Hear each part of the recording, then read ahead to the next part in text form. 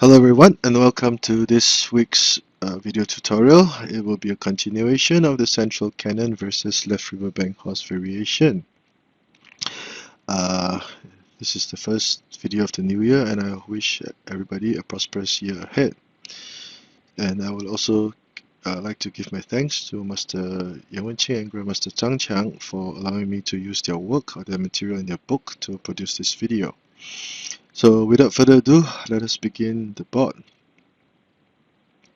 Central cannon, screen horse defense, 7th pawn advancement, and red goes for the pawn rank chariot. Black counters with the riverbank horse variation. h8 plus 7 is red's way of preventing the horse from advancing. e3 plus 5, consolidating the defense. And this would be the topic of discussion for this board.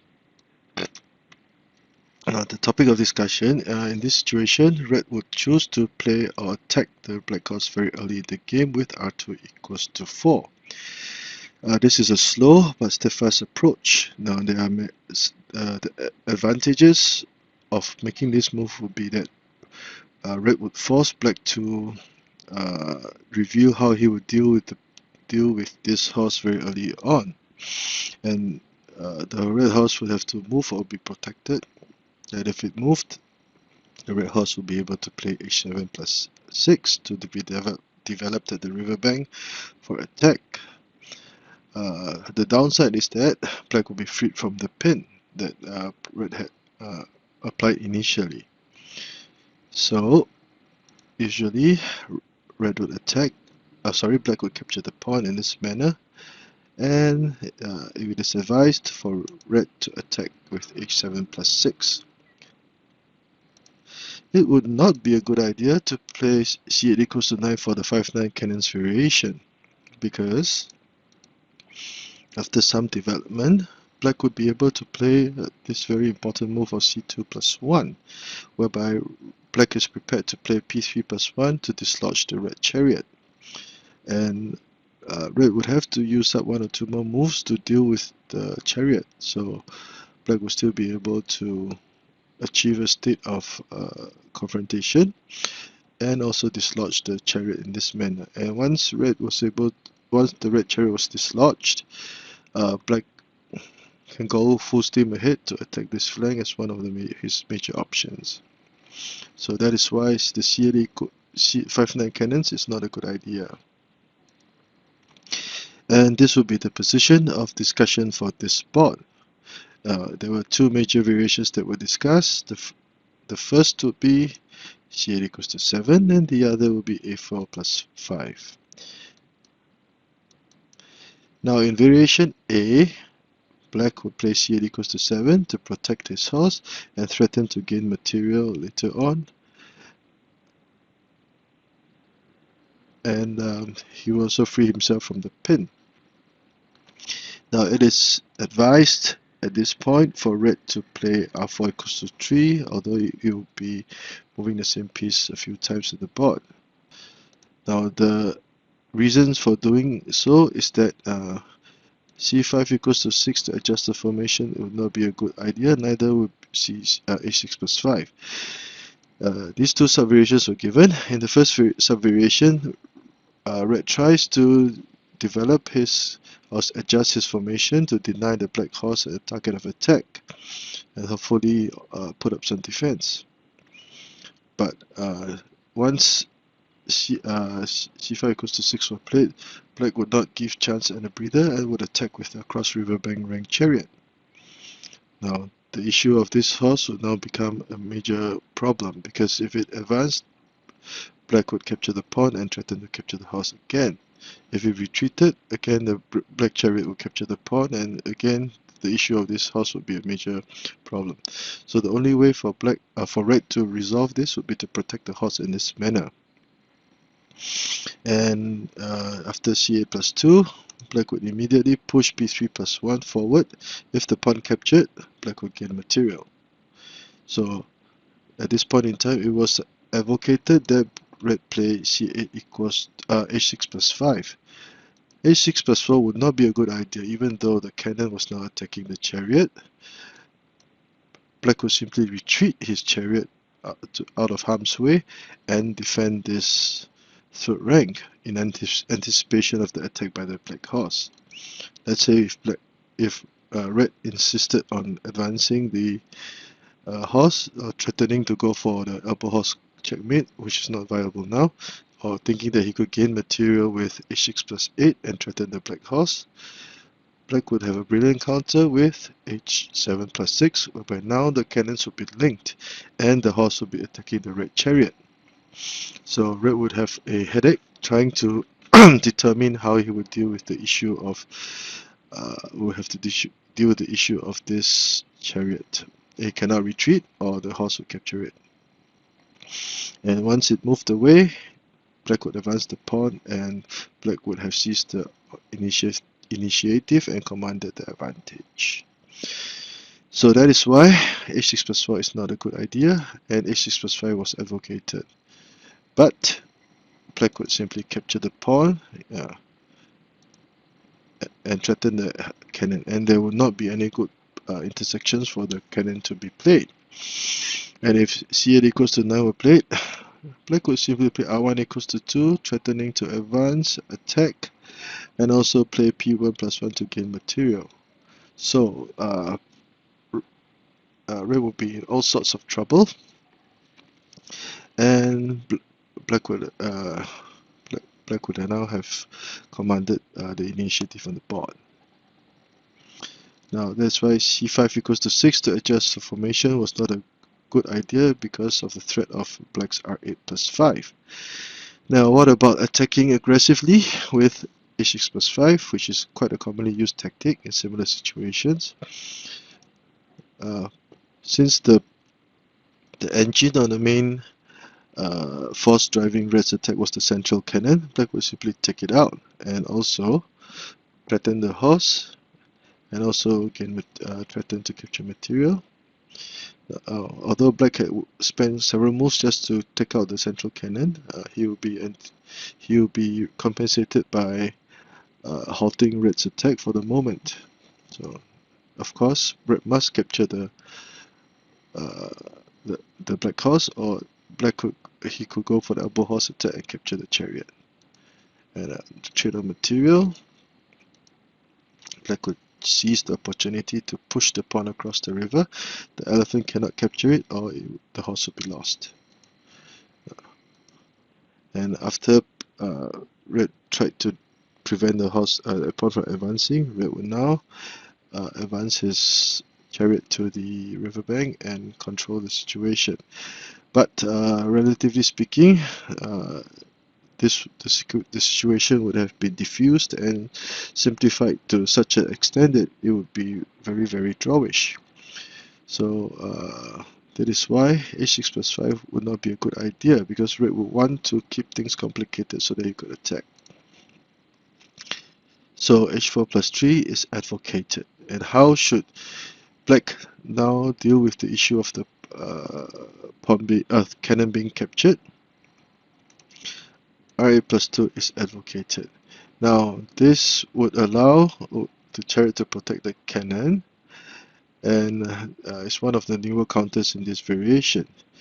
In the past, c7 equals to 6 to move the cannon out of harm's way was played, but Black would not adjust the formation, and this would become a game of positional warfare. However, red would have better positioning of the cannons and horses. This horse would not be able to do much at this point, and the chariot only has limited choices for further development. So for this positional warfare, red would have the slight upper hand. So that is why c7 equals to 6 is not is not so commonly seen nowadays. Instead, r8 plus 2 to protect the cannon and still would allow Black to still apply pressure on this file. Now, Black would not have to worry about h6 plus 4 because the horse would have that intersection covered. So in this situation, it would be advocated for red to attack with h6 plus 5. Now, if h6 plus 5 were not played, what would happen if red tried to target the horse in this manner? Black would simply take out the cannon, play again. This would be something similar to the high cannon. The high cannon variation discussed a few bots earlier, and black would now be prepared to play p3 plus 1. If black countered with h6 plus 7, the horse would not have any better place to go, and black would use one move to retreat the cannon and prepare to play c2 equals to 7 to attack the horse in this file. There will be many ambushes that black can continue with. So red, this is not a good idea. But neither would h6 plus 4 to threaten the game material B, because if h6 plus 4 were played, black would simply move the cannon out of harm's way, and this would also be good. Again, the issue of the red chariot will now become a big headache, because black was prepared to play p3 plus 1 at any time soon. So black can counter with c7 equals to 6, and that is why c8 plus 1 to target the black horse is not a good idea. So after capturing the central pawn, again taking out the cannon, trading material, the situation on the board has been liquefied and diffused, and this would be a drawish situation. So both colors can accept this outcome if they don't want to play a very violent game. So this would be variation A, whereby variation A whereby c8 equals to 7 was played. Now a4 plus 5 is another option for black, whereby black would choose to consolidate his defense along the central file in anticipation of h6 plus 5. He would also now have the option of play r1 equals to 4 for the kingside chariot and command this strip file with just one move. So to prevent r1 equals to 4, black would usually play c5 equals to 6, which would deny r1 equals 4 and also prevent the black horse from attacking the cannon. Now how should black play this situation? He should play c8 equals to 6 for a very implicit counter. Red will now be prepared to retreat his horse to counter attack, whereby he will have many more possible attacking options. c2 plus 1 has also been seen and is a more aggressive variation. If c2 plus 1 was played, red would simply capture the pawn to prevent black from pushing it forward, but black would be able to develop his chariot. And after some maneuvering and potential threat, this would be a rather even situation, and it would be a standoff. For black, his chariot was now freed, but his right flank is under attack. So it will be a standoff for both colors. Now, e7 plus 5 to adjust the formation, e7 minus 8 to retreat the horse as mentioned earlier. Now this is quite a ingenious move, as we will see. It would be advised at this point in time for red to try to develop the left chariot, and one of the better ways to do it would be to play c8 equals to 9. Now this was an innovative approach which is actually targeted at black's retreating the horse. It would not be a good idea to play c4 r4 equals to 3 in anticipation of p7 plus 1, because if he did, black would simply retreat his horse one more time, p7 plus 1 to advance the pawn as a sacrifice, and after capturing it, black could apply a cannon pin. So it will be trading black's pawn for the red elephant in this situation. Both colors would have made respective gains, and but the loss of the elephant so early in the game could become a serious factor to consider later on. So c8 equals to 9 is one of the newer ways advocated by the book. 4 equals to 3 was played in the past. So since red played the cannon and did not move the chariot to safety, b7 plus 1 was played. Black could retreat the chariot. The black pawn will mercilessly attack their horse, forcing it to retreat. And now red would choose to completely give up his right flank and choose to develop his horses over here to apply tons of pressure on black's right flank. c2 equals to 6, c2 plus 6, sorry. And red continues the development of his chariot. It would not be a good idea to play r9 equals to 8, because if r9 equals to 8 were played, black would have a brilliant counter with c2 equals to 4 to attack the red horse. This horse would also not be able to move to the left flank, and he will be very well vulnerable to attacks by the black pawn.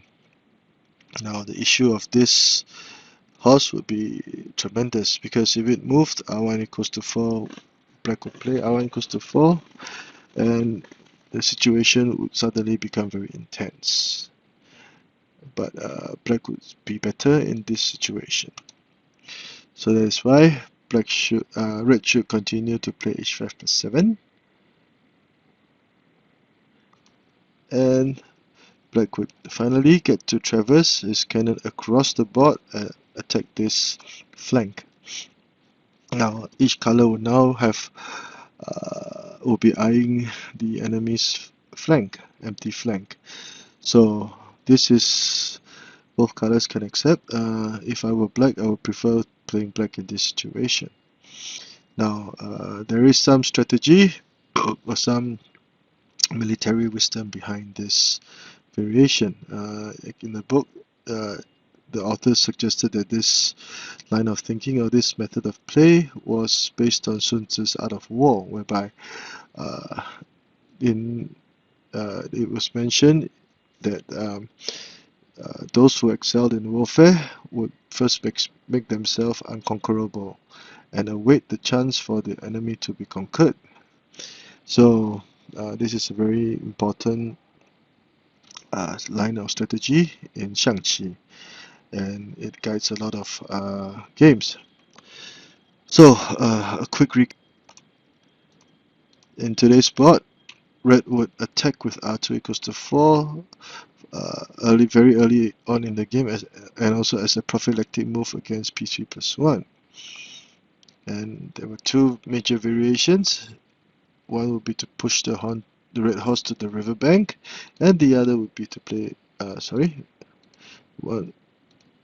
one would be to push the horse to the riverbank. The first variation will be c8 equals to 7, and the other variation will be a4 plus 5. The c8 plus 7 variation is a little bit quite aggressive, and after much trading of material, it will bring about a lot of trade of material, and after trading material, the situation on the board will become diffused. Variation B, a4 plus 5, black consolidates his defense earlier, very early on, and after adjusting the formations, etc. Black would retreat the horse for attack, which is quite a nice move, preparing to play p7 plus 1. c8 equals plus 9, and black would be able to traverse his cannon across the river. So this is quite a nice variation, but if I were red, I would prefer to play the earlier high cannon variation shown earlier, which is much more exciting. So I hope you've enjoyed this video, and it is the first video of the new year 2022. And if you like the work that I have been doing, please subscribe and give me a thumbs up. Thank you.